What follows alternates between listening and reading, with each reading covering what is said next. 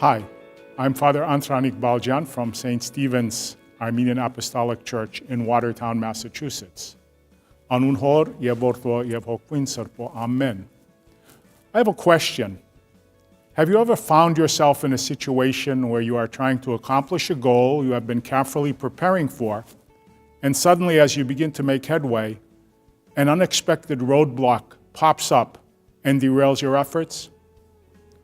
This has happened many times in my life, as I'm sure it has in yours.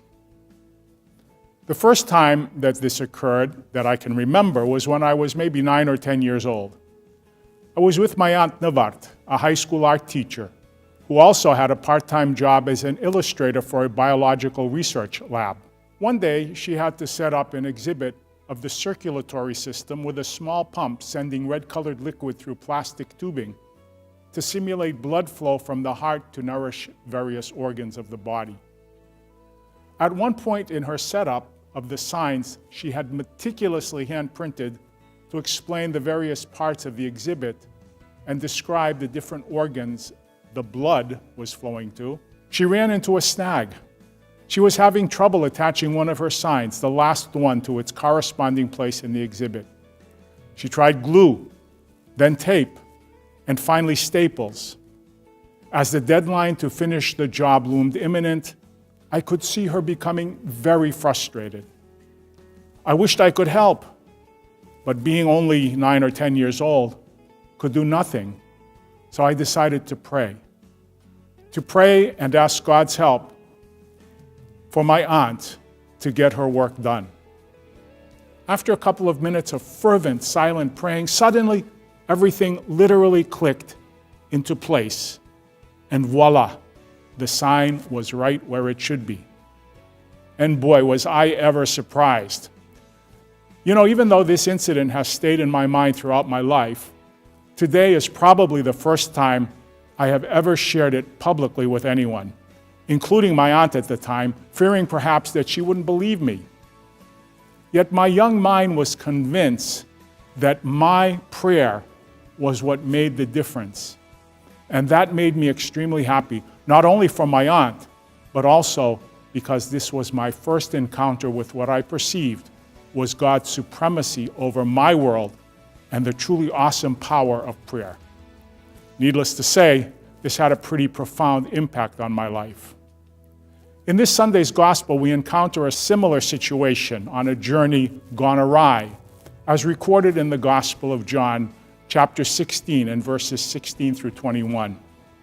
The disciples were waiting for Jesus, who had fled into the wilderness from those seeking to make him king. When it began to get dark, the disciples decided to go it alone and set off across the Sea of Galilee to Capernaum without him. After rowing 3 or 4 miles toward the opposite shore, a sudden storm arose, seemingly out of nowhere. Though it doesn't mention it in John's version of the narrative, the same story related in other Gospels confirm that they became very afraid and prayed for deliverance. It was at that very moment that they saw Jesus walking toward them across the sea on the water. They became even more afraid, probably because they did not recognize Jesus at first. It was dark after all, and they thought he might be some evil apparition come to do them harm. But then Jesus' strong voice called out in the darkness, saying, "It is I, do not be afraid." The gospel tells us that when they heard his voice, they were eager to take him into the boat. When you find yourself waylaid by unexpected circumstances, when you are trying to reach certain goals and life gets in your way, when your plans are confounded by issues you think can't be overcome, or whenever you encounter setbacks on your life's journey, remember this little story of Jesus walking on the water to be with his disciples and comfort and take care of them. When faced with difficulties in your life, don't be afraid to pray and invite Christ into your boat. You will see that when you are willing to make him part of your journey, you will experience the same result as his faithful followers.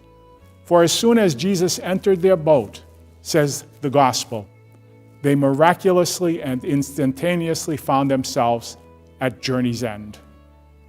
May God richly bless your life's journey, and may any stumbling blocks on your path be vanquished through the comforting, loving, light-filled, and eternal presence of Jesus, whose voice is calling out to you through the gospel saying, "It is I, don't be afraid."